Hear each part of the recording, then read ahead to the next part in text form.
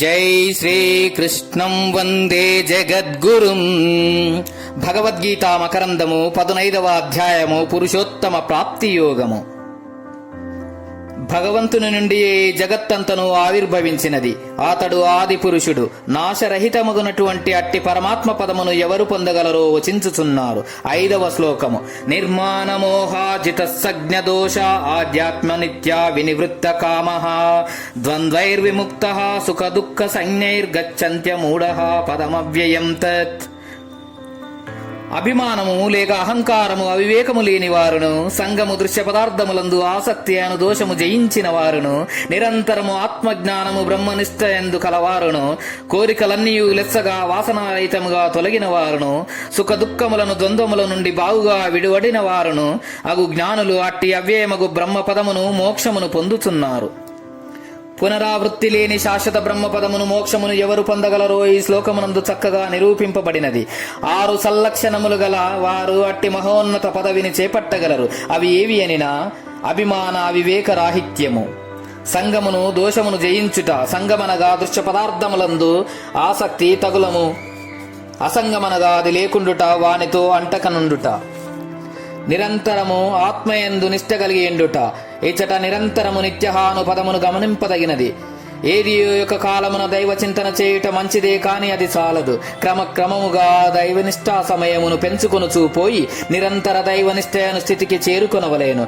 ఏలయన దైవభావము ప్రకాశము లేనిచో మాయను అంధకారము వెంటనే వచ్చి అలముకొనును. అత్తరి మహాప్రమాదము సంభవించును. కావున నిరంతర ఆధ్యాత్మనిష్ట ద్వారా మాయకు ఒకంతేని అవకాశమునీయక నుండవలెను. ప్రపంచములో 3 రకముల జనులుందురు. కొందరు అహర్నిశము ఆత్మస్థితిని దైవభావము కలిగియుందురు, వీరు ఉత్తములు. మరికొందరు కొద్దిసేపు దైవచింతన కలిగి తదుపరి ప్రాపంచిక కార్యకలాపములందు నిమగ్నులగుదురు, వీరు మధ్యములు. సాధనాతిశయముచే వీరు మొదటి తరగతికి క్రమముగా చేరుకొనగలరు. ఇక నిరంతరము దృశ్య పదార్థ వ్యామోహములోనే కొట్టుకొనుచు దైవస్మరణ ఒకంతైనను లేని వారు కనిష్ఠులు. ఈ స్థితి నింద్యము గర్హితము అయ్యున్నది. కావున వివేకవంతులు దానిని త్యజించవలేను. ఇక మోక్ష ప్రాప్తికి ఆవశ్యకమైన 4వ సుగుణము కోరికలకు సంపూర్ణముగా వాసన సహితముగా తొలగించుట వినివృత్త కామః. నివృత్త అని చెప్పక వినివృత్త అని చెప్పుట వలన కోరికలన్నీ నిశ్శేషముగా సమూలముగా వాసనారహితంగా తొలగిపోవలనని భావము. ఆధ్యాత్మ నిత్య వినివృత్త కామః అను ఈ శ్లోకపాదమును ముముక్షువులు సదా స్మరించుకొనుట వలన మంచిది. ఏలయనిన ఆధ్యాత్మిక సాధన సర్వస్వమంతయు ఈ 2 పదములలో ఇమిడి ఉన్నది.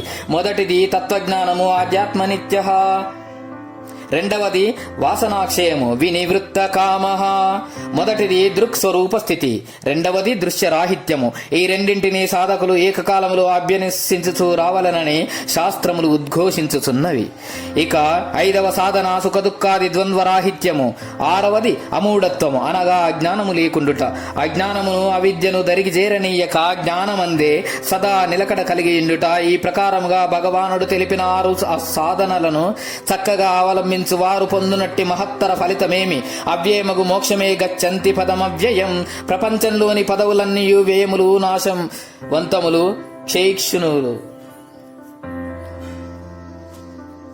పరమాత్మ పదమి ఒక్కటి అవ్యయమైనది, శాశ్వతమైనది, తరుగులేనిది. కావున విజ్ఞులెల్లరూ దానిని అన్వేషింపవలెను. పరమాత్మ పదము ఎట్టిది? అవ్యయమైనది, నాశరహితమైనటువంటిది. దానినెవరు పొందగలరు? అభిమానము అవివేకము లేని వారు, సంగము దృశ్య వస్తువులందు ఆసక్తి అను దోషము జయించిన వారు, నిరంతరము ఆత్మస్థితి యందు ఉండువారు, కోరికలను సంపూర్ణంగా వాసనా సహితముగా తొలగిన వారును, దుఃఖాది ద్వంద్వముల నుండి విడివడిన వారును, మూఢత్వము అజ్ఞానము లేనివారు. ఈ ప్రకారములకు 6 సల్లక్షణములు గలవారు పరమాత్మ పదమును మోక్ష పదవిని పొందగలరు. అట్టి పరమాత్మ పదమును పొందిన వారు తిరిగి రాని అనగా మరల జన్మబంధమున తగులుకొనరని భావము. జై శ్రీకృష్ణం వందే జగద్గురుం. భగవద్గీత మకరందము. గీతాచార్యులు